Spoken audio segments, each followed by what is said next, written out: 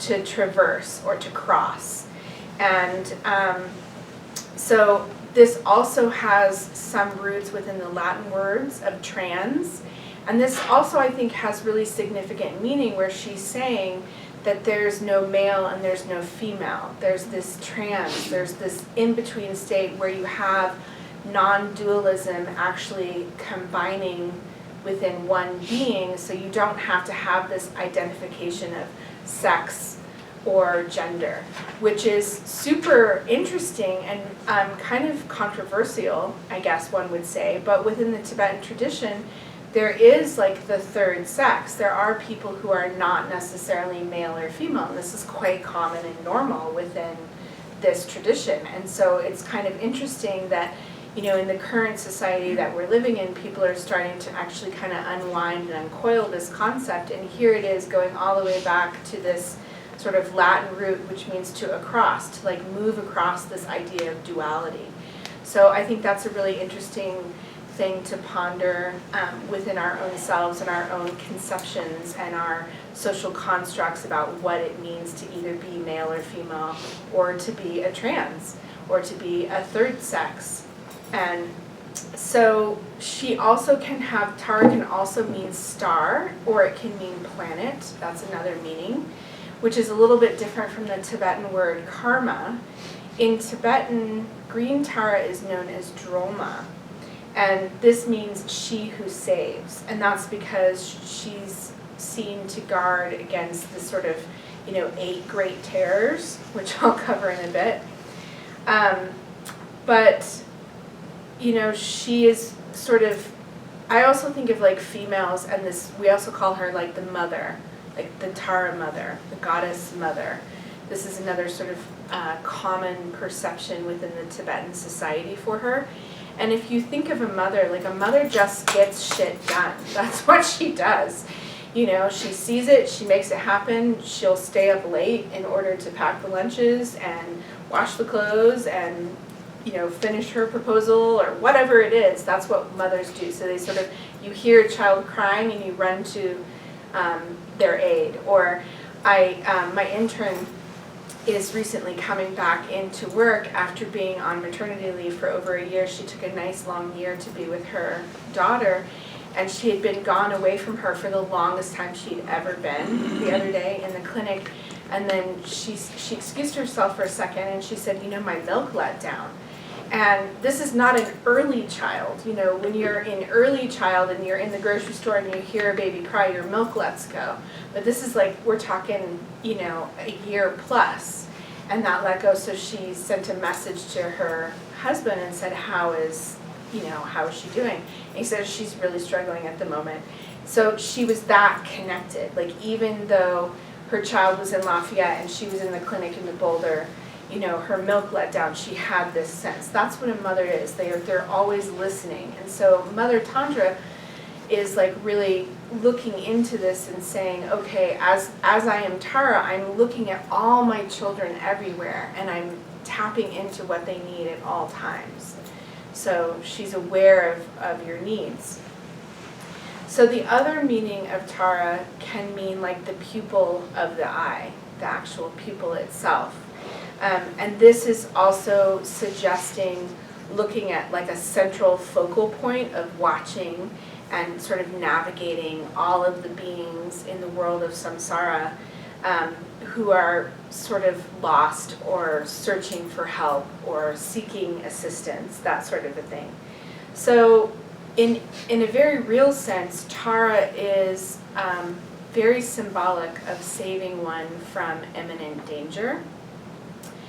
And His Holiness, the Dalai Lama, the first Dalai Lama, described that Tara herself could really protect against demons. And those demons are not necessarily like outward demons. Those are also our own inner demons. And that always leads back to the root cause of all illness and all disharmony, which is ignorance. So we perpetuate ignorance, and this gives rise to our 3 root poisons: passion, aggression, ignorance. And so when we're pacifying that on a real level, those are our demons, because everybody has their favorite root poison. Everyone has their sort of hiccup. So this word in Tibetan literally means like a default or a fault. So we have our three faults. It's not that they're bad and that we should always try and like think, oh, sometimes people think, oh, the root poison of attachment is so terrible. But what if you had ultimate attachment to the freeing of all sentient beings? Like, that's not bad, actually, that's pretty good. So what if instead of having the root poison of anger, you had extreme generosity for every being? Like, that's pretty good, right? And what if instead of having the root poison of complete ignorance with your head in the sand and just hoping that all of the shitstorm that is in the world today just goes away somehow, but you actively used your wisdom to make change? So every sort of root poison has its wisdom state. And my background, of course, is as a Tibetan doctor, so that's where I come from, and that's what I'm always kind of thinking about, and how we can move from the poison state to the wisdom state. And we can do that by sort of slaying our own demons, slaying our own default, going back again and again to see where we get off kilter, where we start to get caught up in the story, or where we get caught up in our attachments or our desire and our aggression and our aversion and our complete ignoring of something that's going on. And so the Tara practice isn't just saving you from these external fears and these external forces that are happening. She's actually saving you from yourself by you getting to know yourself, by having more self-compassion. And so you might have heard me talk about Maitri in the past, which is the ultimate practice of compassion. And one begins with oneself, because you can't free other beings. You can't become a bodhisattva unless you actually desire to free yourself first for the benefit of other beings. And that's a very typical Mahayana point of view. And some of you may have heard the story about how the 17th Karmapa told me that I had idiot compassion to my face. And yes, it was a great teaching. It was horrible to hear. I was still pretty young at the time, so I had to really sit on it for a number of years. But what he meant was, unless I can transform my own three root poisons, unless I can actually see them for the potential of not being a default, but a wisdom state, then you can't really help anybody. And he was also pointing out to the fact that I'm a Tibetan doctor and I'm constantly working with the three root poisons in physical form as a physical manifestation of disease.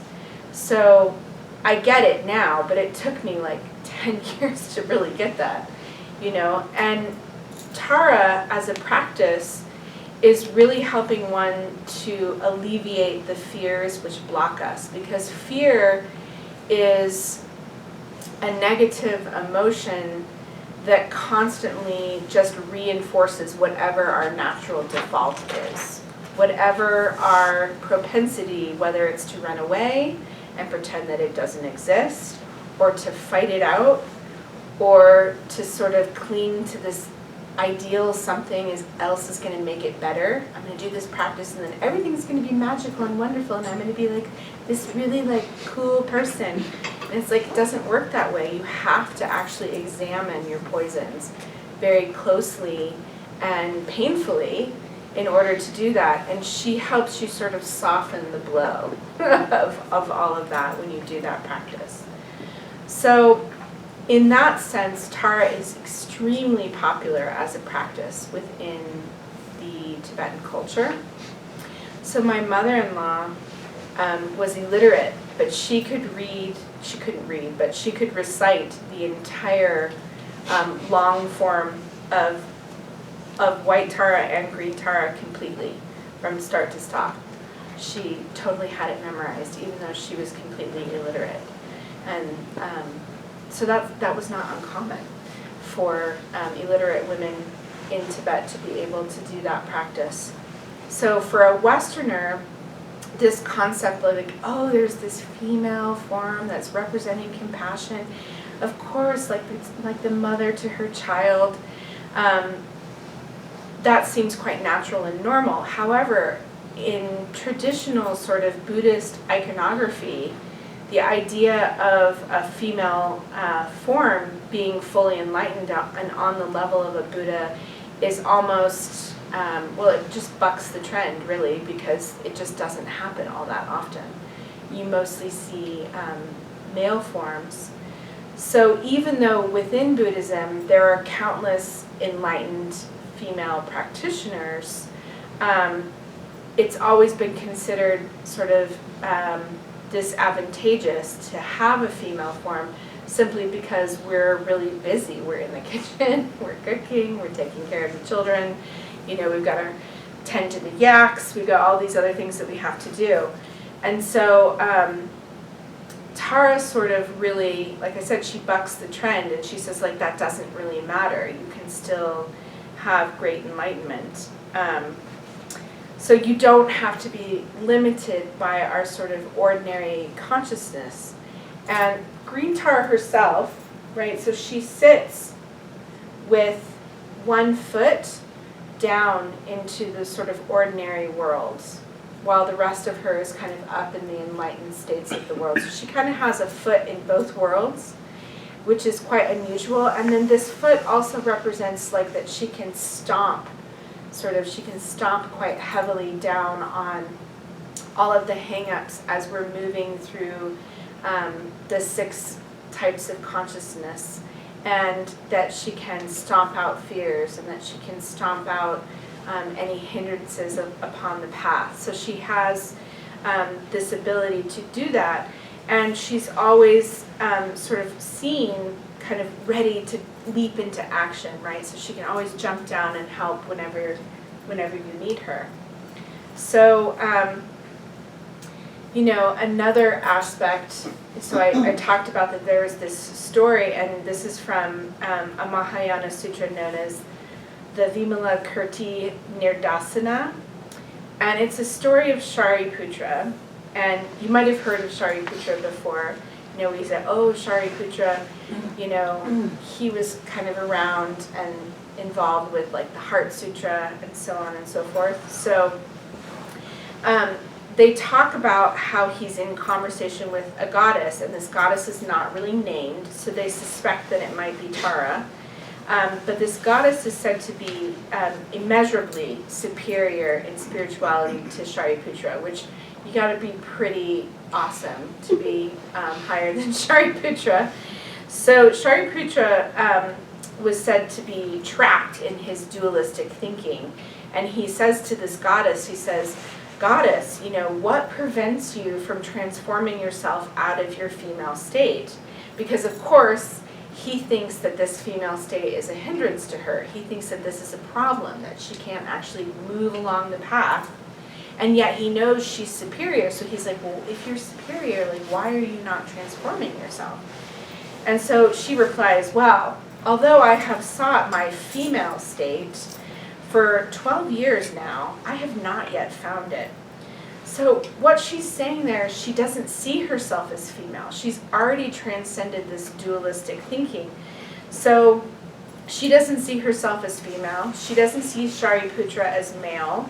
And she doesn't have this limited dualistic thought that's kind of keeping her in this place where her social, cultural conditioning, like most of us, has. And so she's sort of gone beyond, right? She's gone beyond this concept of dualistic thinking of female or male. And so, of course, this completely messes with Shariputra, because she then transforms herself into his own form, like mirroring him to her, and then transforms him into a female at the same time. And so this is like, he's like, whoa, what just happened? And so then she says to him, she says, all women appear in the form of women just the way as an elder appears in the form of a woman. So they're not women in reality. They just appear to you as women. And so this was sort of pointing out to this, like, you have to let go of this dualistic thinking, Shariputra. It's not really serving you at all. And also the Buddha is said to have said at the same time that there's nor male nor female in all things. So in all things, nor male nor female. So in Tantric Buddhism, that's literally what the Yabyum means. That's literally what wisdom and action mean when they're coming together in a highest tantric form, like in the Kalachakra practice, for example. So, so this unknown goddess is sort of talking to Shariputra about actually moving beyond this limited dualistic thinking. So a lot of times you don't hear this kind of teaching when you hear about Tara, but I think it's really important because I think as a society currently we're